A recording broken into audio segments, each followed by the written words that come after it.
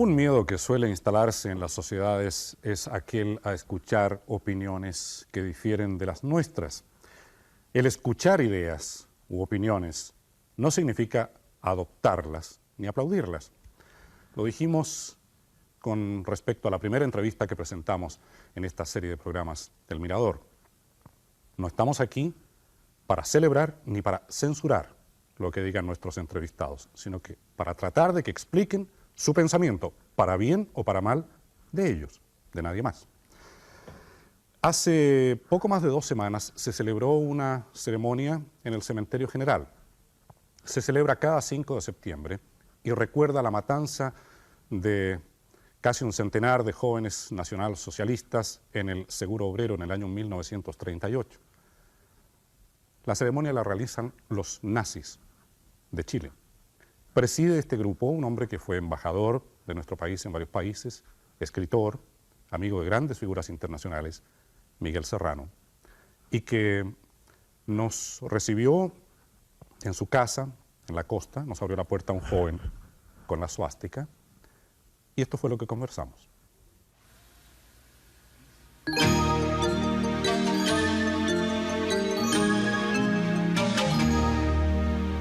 No somos democráticos, no creemos en la democracia, la despreciamos, somos totalitarios, somos nazistas, somos los primeros y los últimos revolucionarios de verdad.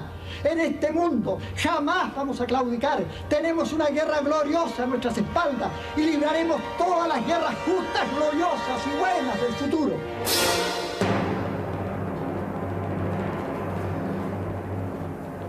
Señor Serrano, ¿cómo se definiría usted ideológica o políticamente?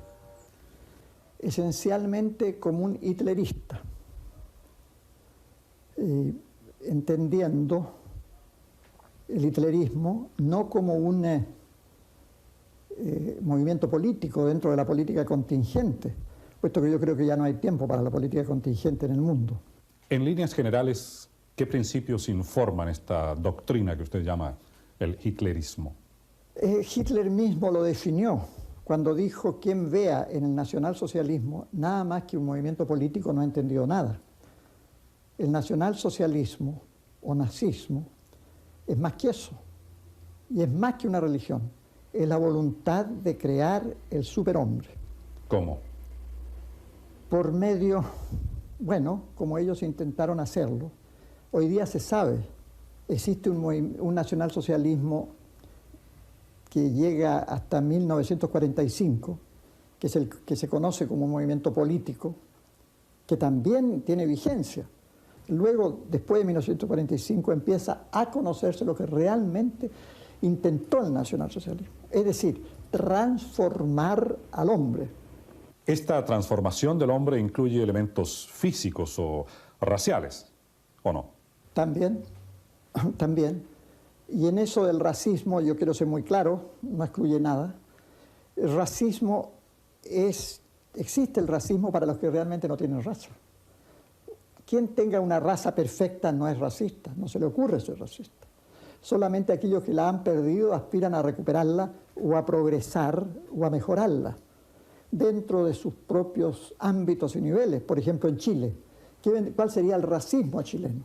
Por supuesto, no aspirar como los alemanes aspiraban al tipo nórdico, de ojos azules y rubios, pero sí en Chile el racismo consistiría en tratar de alcanzar el nivel de los carabineros de la Moneda, por ejemplo, de la Guardia de Palacios, que son de nuestros campos, morenos, altos, pero son bastante perfectos. Eso es el racismo en ese sentido, pero ahora, si hablamos de superhombre, tenemos que caer ya en otra cosa, ya tenemos que entrar dentro de una concepción más bien ya psíquico-espiritual, una transmutación. Esta transformación que usted llama psíquica es en búsqueda de qué conformación mental o espiritual. Se lo diría yo en una forma, llegar a ser un Dios. Es un poco vago. Sí.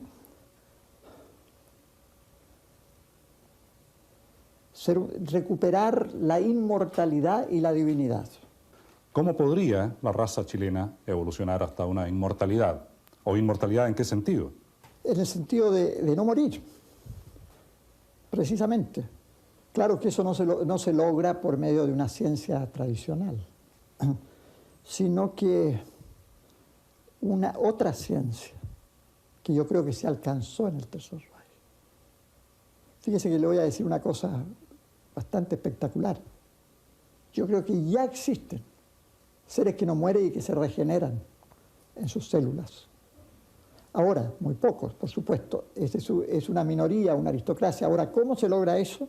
¿Por medio de una ciencia exclusivamente biológica? No, combinado, por supuesto, con una ciencia, la alquimia. Si eso se alcanzó a fines del Tercer Reich, ya habría inmortales de esa época. Sí. ¿Y quiénes serían? Precisamente los hitleristas. Están vivos. Están vivos. Personas de más de 100 años. De más de 100 años y que más de 100 años. Y que están vivos. Y no representa, por supuesto, 100 años. ¿Y dónde están? En distintas partes. Eso ya podríamos entrar dentro casi de la ciencia ficción. Pero nosotros estamos viviendo cosas de ciencia ficción desde hace mucho tiempo ya. Y esto que yo le digo lo saben los más altos dirigentes de los gobiernos, ¿cómo llamarlos?, de los gobiernos actuales. Es nazi, es escritor, es esotérico. Miguel Serrano, ex embajador de Chile en la India, Austria y Yugoslavia. Amigo de Indira Gandhi, de Nehru, del escritor Hermann Hesse, autor de libros tan conocidos como Demián o El lobo estepario, y de Carl Gustav Jung, discípulo de Sigmund Freud.